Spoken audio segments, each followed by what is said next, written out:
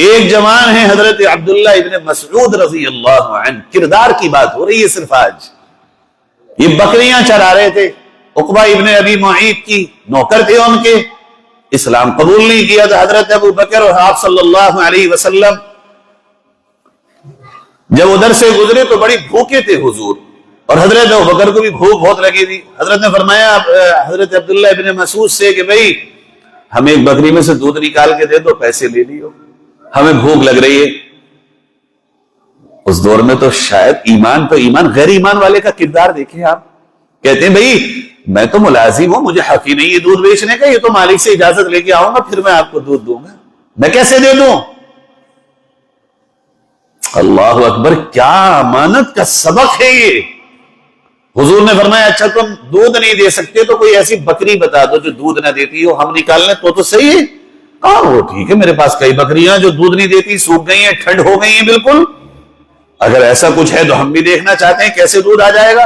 سب سے ٹھنڈ اور سوکھی بکری جس نے کئی مہینوں سے دودھ نہیں دیا لا کے حضور کے سامنے کھڑی کر دی.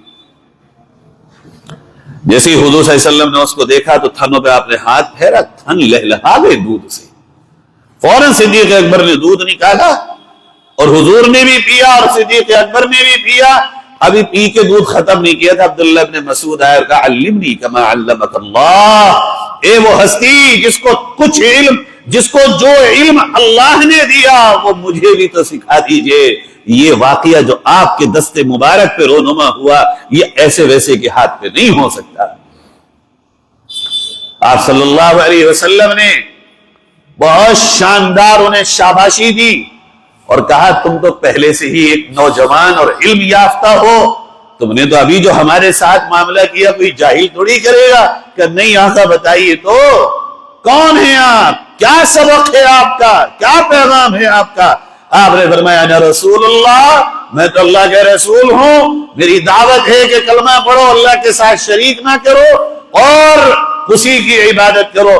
کہ یہ میرا ہاتھ حاضر ہے، میں آپ کے ہاتھ پر بیعت کرتا ہوں اور اقرار کرتا ہوں ان باتوں کا. ساری بکریوں کو اکٹھا کیا اور اپنے مالک کے پاس گئے اور کہا بھئی دیکھو اب تک تو ہم تمہارے ملازم تھے مگر اب کسی اور کے سچے من سے غلام ہو چکے ہیں، آج تک کی تنخواہ چاہے دے دو اور چاہے نہ دو مگر پہلے بکریاں گن لو، کوئی کم تو نہیں ہے.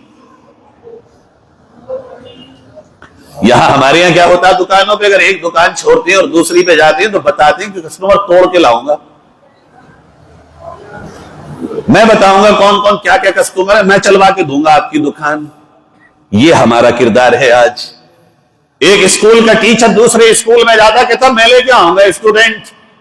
ایک مدرسے میں پڑھانے والا قاری اور مولوی جب دوسرے میں جاتا کہتا میں لے کے آؤں گا وہاں سے بچے، میں چلواؤں گا تمہارا مدرسہ. کردار ہی ختم ہو گئے، ہے ہی نہیں کہیں سے کہیں تک کوئی. کہاں وہ اور کہاں ہم، اور امیدیں ہیں ہماری کہ اللہ تعالیٰ وہ مدد دے دے.